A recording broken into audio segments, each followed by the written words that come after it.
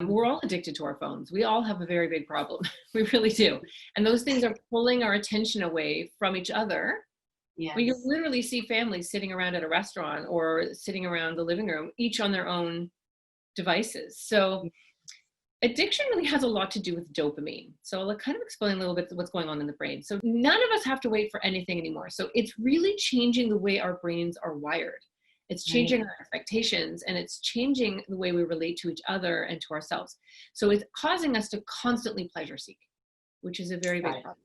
So happiness is something very different. Happiness comes from oxytocin.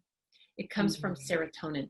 And it's much more complicated than that, but those are the main reward chemicals that bathe us when we're in a very connected, loving moment with another human or our dog or something alive. The other thing Yes. that's so important to understand is that we have superpowers. Okay, we have absolute superpowers. Serotonin and oxytocin are the most powerful chemicals on earth.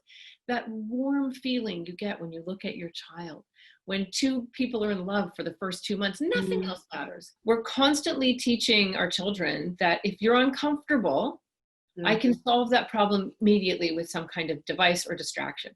Right. What's happening is our brains are not developing the neurological hardware that we need to manage discomfort, to wait, to delay gratification, Mhm. to put our goals ahead of ourselves and do some boring stuff that we have to do right now in order to reach our goals. And those are Right. really, really important things, all related to time and all related to emotional regulation.